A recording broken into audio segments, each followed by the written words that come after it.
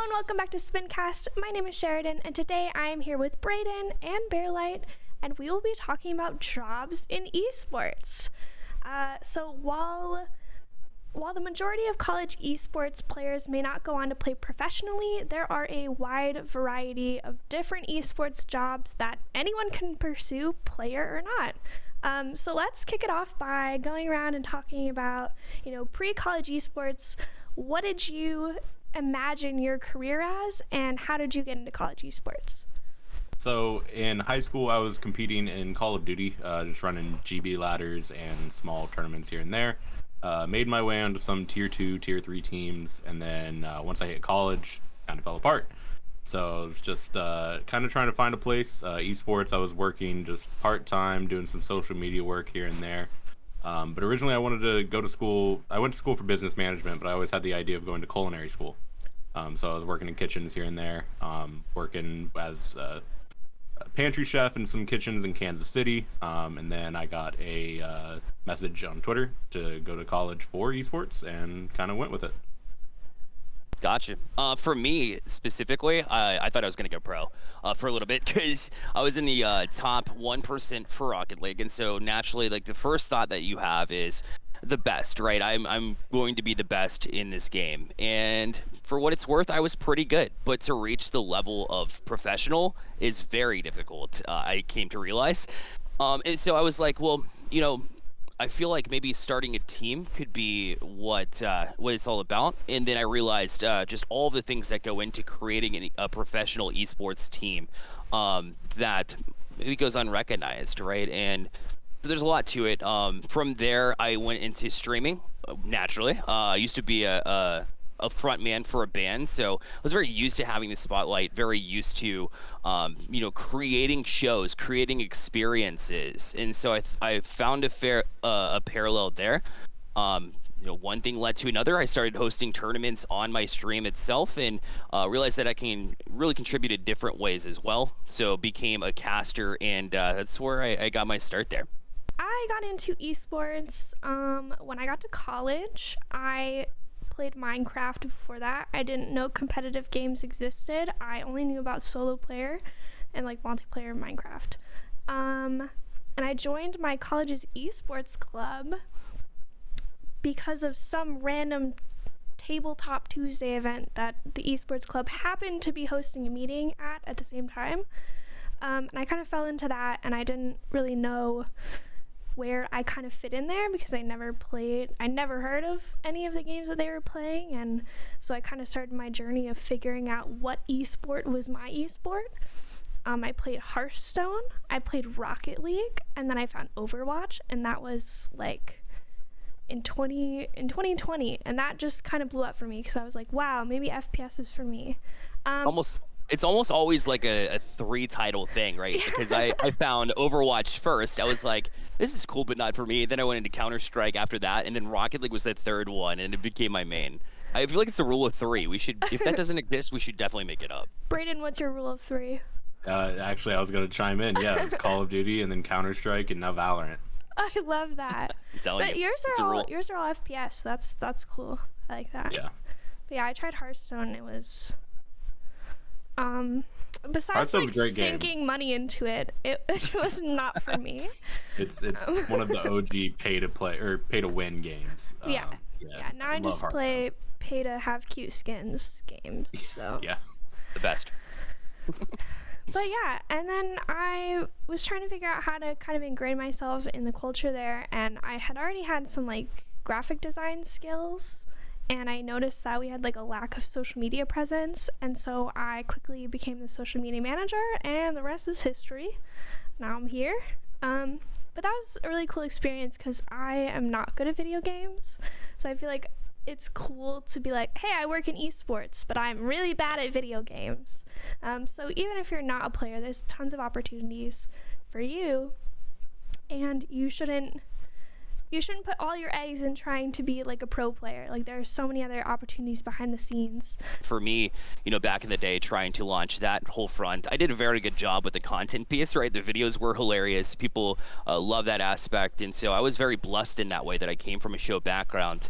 Not everybody has that luxury, right? So you're going to have your strengths that you bring in. So you definitely have to contribute in that way if you're going to build something to this degree, this big. However, you have to recognize where your strengths maybe are, or your weaknesses, if you're willing to accept that that's what you want to call it, right? It's all about playing to your strengths, but knowing where you need to outsource or bring somebody into your team in order to get that done. Yeah, agree. As a social media manager myself, it was really tough to hand over the keys to the social account because I had planned the launch and planned the rollout of everything, and to just kind of hand over the keys to my car and just be like, you drive it, I trust you. It was a little tough, so I definitely understand the sentiment there. But let's talk a little bit about our roles in esports now.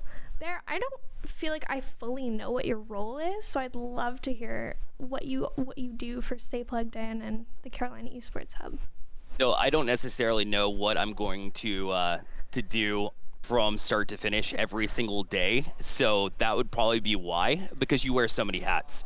You do so many things at a startup esports company that you have to be prepared for just about everything. You have to be very flexible because you don't know what that day is going to look like. And now I do create some videos still, which definitely tickles that want and need from myself in the content world.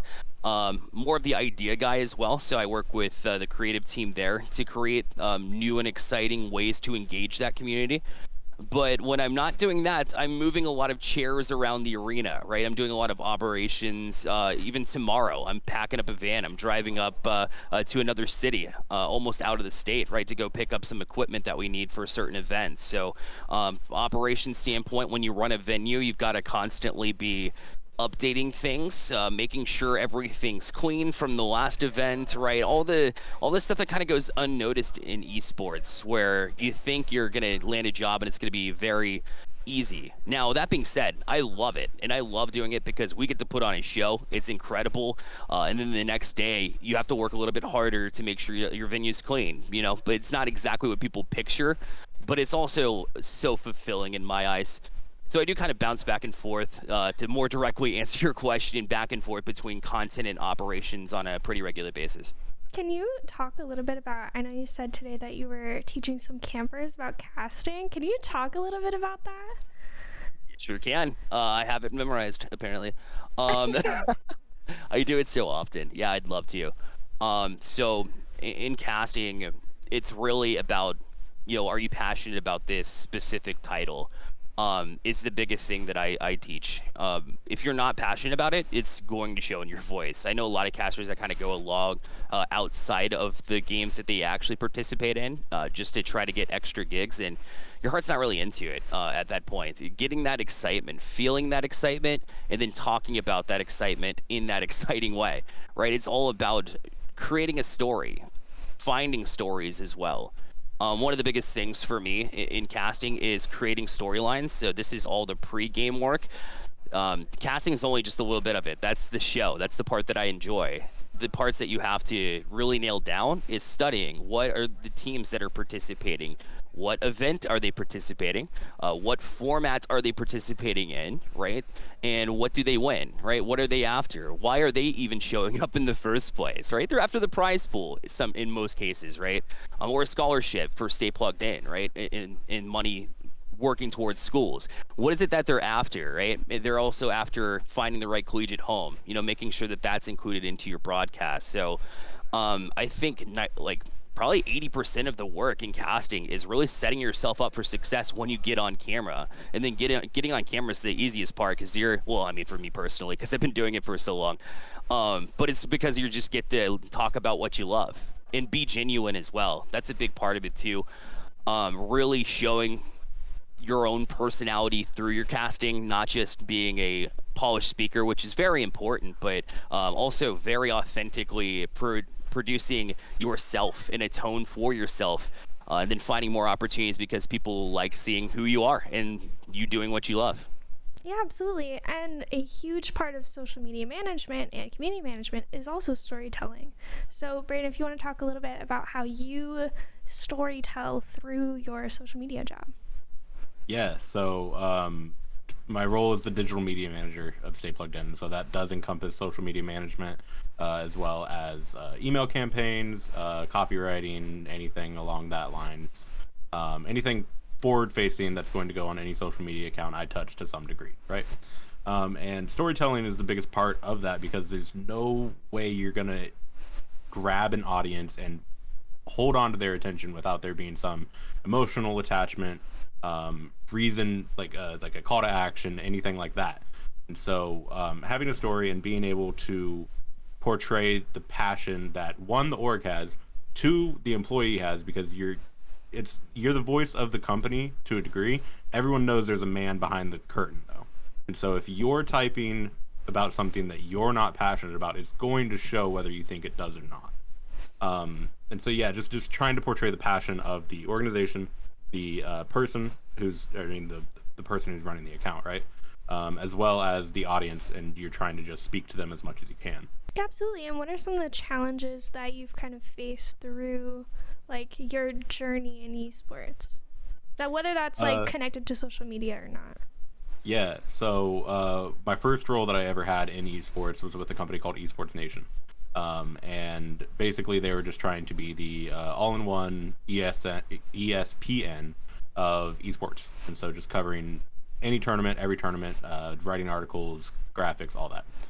So I was a social media editor for them. And one of the hardest things that I had to do was stay up for the East Asian League of Legends tournaments. I, as we discussed earlier, am an FPS player.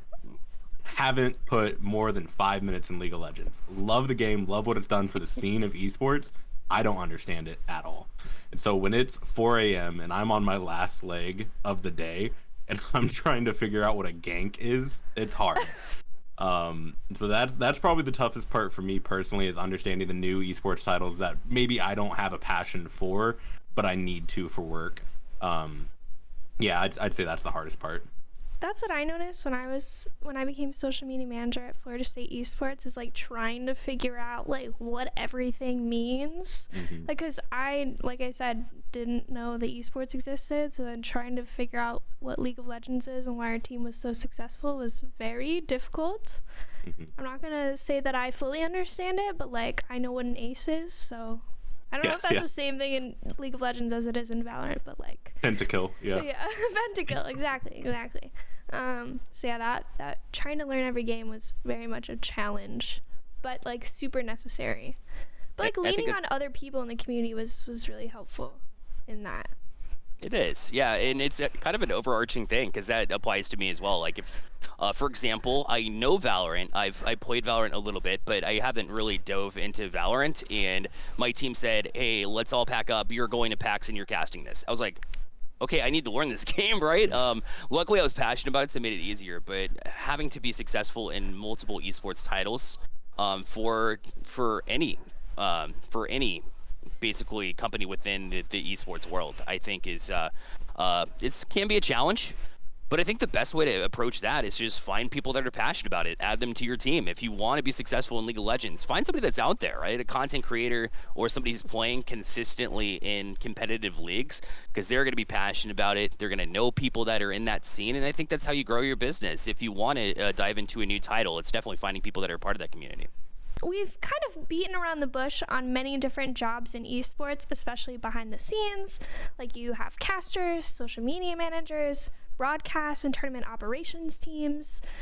And at the collegiate level, there's esports directors, coaches. There's so many different opportunities in esports. So let's like kind of dive in a little deeper into those.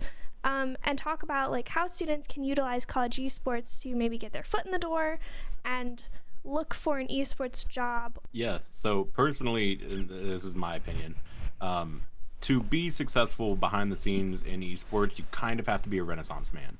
And by that I mean, yeah, like Bear was saying, you have to know a little bit of everything: tournament ops, broadcast, on-screen talent, anything like that. To put it into perspective, the first LAN that I went to with, or the only LAN I've went to with Stay Plugged In, was at Roosevelt University in Chicago. And the first 5 minutes that I got there, I was setting up routers and running cables and setting up computers. And granted, I had a background in that to an extent, but I was social media. And so I was like, okay, I'm here covering marketing. Got it. No, you get thrown into the fire and you learn quickly. And it's only going to benefit you. And to relate that to college esports, in the past, I was at Missouri Baptist University on an esports scholarship. Originally, that was social media management.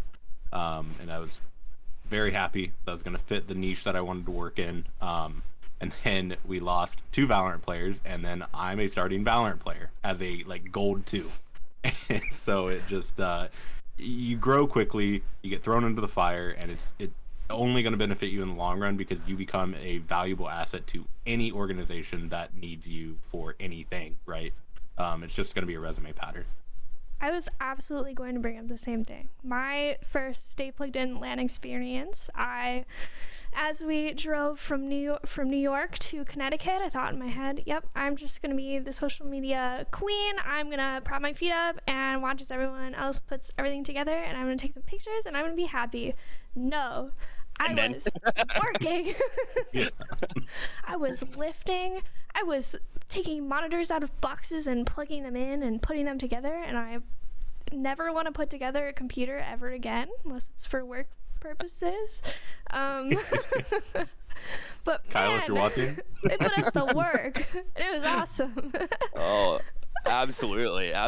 So we actually got to help out behind the scenes a little bit when R6 came for the Charlotte Major here, and so they decided that they wanted to kind of give us whatever they needed done, and we were like, yeah, absolutely, because Ubisoft and Face It, we're like, yeah, let's give this a shot, right? We'd like to make connections, and so what they had us do was build.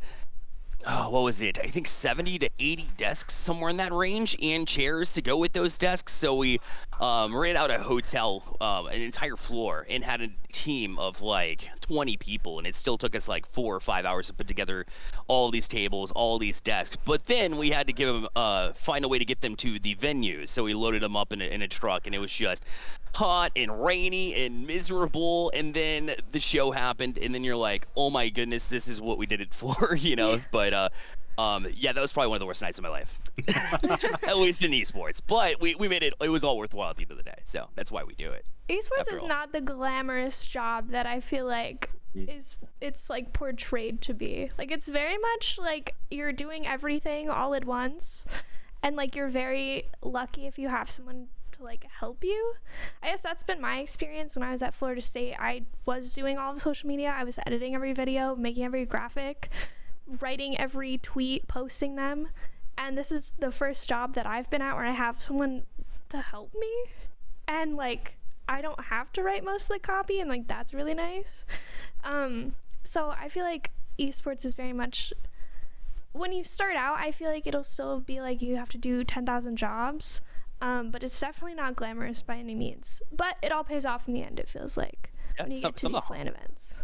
It is, yeah. And some of the hardest things about a startup in general, but in esports it applies even more so, is trying to accept the fact that you don't have to do it all now. Whenever your business starts to grow, like when you have more and more people around you, because we started at Stay Plugged In, I think it was maybe a handful of 5, 6 individuals trying to do everything that we're basically doing now, and then we grew a little bit, and I was thinking that I needed to create an entire bracket, organize the bracket, send all that information out, then jump on the cast, right? Then jump on the broadcast, study up on all the teams, communicate to them while I'm casting, right? Trying to multitask in that way. And the reality is you do have people around you to help if you do get to that point, which is nice. But it's also something that if you're building a business and you start to grow, it's one of the things I feel like you have to adjust pretty early on too. Absolutely. And learning a lot of skills, like Braden said, being a Renaissance man can be hard, but it can be pretty beneficial, so you can like apply yourself in other ways, because I feel like if I just had graphic design skills, I wouldn't have been able to apply anything like elsewhere, so like having graphic design skills, having video editing skills, even if they're just basic skills, getting a chance to learn programs like Premiere or Photoshop can be really helpful, even if you just do it for fun. That's from the creative side. I don't know anything about broadcast operations or tournament operations, so I won't tell you to download Photoshop for that, but like learning different skills can be super useful, especially when you're in college and trying to get your foot in the door. Kind of getting a variety of skills is important. And we definitely help out our graphics guy. I won't ever forget. His name's Matt, and first time I learned the basics of Photoshop to just, sometimes you recycle graphics if it's like a regular event that you run. So I did like one graphic for him, and then you could see the smile in his eyes. Like I didn't have to, like that's one thing off my large list of things to do. So yeah, you can definitely be that helpful individual. I agree. Absolutely. And networking is incredibly important. So let's move on to talking about networking. I would be lying if I said that the 2 jobs in esports that I've gotten weren't through knowing someone else, and of course my own skills, but knowing someone, being able to make those connections and send off my resume. Networking is incredibly important. What are some networking tips for students looking to break into the industry? So out of my little bag of tricks that I have, when I was wanting to, so Esports Nation, mainly focused in Call of Duty as my background, had. So when I was working in Esports Nation, I just followed every single social media manager for every single professional team that was competing. And then I would just try and reply to their comments and make sure they knew my name. Because the connections you're going to make in the long run, and then when you apply for a job and maybe they're the director of creative at that org now, you put in an application, they're like, oh, that was the dude that tweeted me that one time. You're just implanting yourself. Twitter is my network heaven. I just interact with as many people in the scene that I can. There's also the LinkedIns, and I think to a degree, just going to LANs and just introducing yourself and following a crowd, that can help to an extent. But yeah. Agree with the Twitter comment. I tried to solidify myself as someone in college esports. I made the college esports logo spreadsheet just because I thought that it would be helpful. And when I was the social media manager, it was really annoying downloading like the smallest little logo for some random college and like having them message me and say it's the wrong one. So I made that, and I was like, whatever, that's not going to become an important part of anything later. But when I ended up getting laid off and looked for a new job, I had already solidified myself as this person in college esports, which helped, kind of get my name out there. So trying to be productive on social media, it's not absolutely necessary, but like in esports, it's kind of absolutely necessary. So yeah, I definitely agree with the Twitter comment there. Yeah, in esports, in a world that everything is online, and how do you connect online? It makes sense, right? That networking is very important. And in casting, I think it naturally goes without saying that it's very important as well. Knowing individuals who have been on casts is very important. You could find your duo partner, if you will, that you work best with in the casting world. That way, if you have other opportunities within casting, that's almost an automatic bid in, which is nice. But also knowing production teams. I'm always nice to the production teams and respectful and hear them out and make friends with them as well. And you never know, they could pull you on to another cast, which is always nice. It also helps you in other ways. I was in tournament operations, and we needed to find a way to stream when all of our other members of our team were out of town and were not available for it. So how do we pull that off? Well, luckily I knew a production team, right, from when I was casting, and I was able to pull them on. We were able to figure out a deal. They were able to put on a production for my company. So it's all about connections, whether it's as straightforward as finding a way to get more casting opportunities, or if it's kind of a different way, like I mentioned with bringing that production team and having them help out my team as well. Yeah, absolutely. Twitter and social media are great ways to network. Any final thoughts on networking, on getting your foot in the door? Any parting advice for aspiring esports professionals? So the mentality I like to carry, and it might just be a ethical or moral thought, is to just treat the janitor like you would the CEO. It still applies. Anyone and everyone in the esports space, like I said earlier, is trying to grow the space, whether they're voicing it correctly or what. They have good intentions, whether you think so or not. And so for you to bash them, what they're doing, anything like that, it's only bringing the scene down or pausing the growth that could happen. Just try and bring everyone up together. I'm with you. Sometimes the CEO is the janitor. I saw our CEO, wiping up the floors the other day because the video is like not a lot of people were in. So legitimately, though, it really is a good point that you bring up. I also think it's, be willing to get your hands dirty along the same lines, right? And just know that if you're willing to do things up front and show that you will put in hard work, even if it's not the thing that you love to do or want to do right now, trust me, 2 years goes by really quickly. You become solidified in the spot that you wanted at the end of the day. So it's always good to be willing and open to do things that maybe are out of your comfort zone or things that you don't want to do in order to get to where you can be, without selling yourself short, of course. You want to make sure that you're paid to some degree, right, to cover your expenses, and eventually you'll get where you're going as long as you're willing to put in the work. Yeah, absolutely. And I will say advocate for yourself, and dream big. Even if you may not be starting where you think you want to be, try to work towards those goals however you can. And like Bearlight said, keep an open mind. And then Brayden, do you want to tell us about the upcoming Stay Plugged In showcase on July 15th? Yeah, so it's the Riot weekend. So we've got League of Legends and Valorant. Registration is going to close the Thursday before. Free open entry to anyone who wants to participate. $500 prize pool. Gonna have a lot of college scouts. I know this weekend we have 10 or 15 confirmed. Still waiting on more to get back to Nick. But yeah, it's gonna be a great weekend. Looking forward to a lot of gameplay, and maybe I'll learn League of Legends. Absolutely. Well, that's all we have for you today on SPINcast. Thank you so much for watching, and have a good one.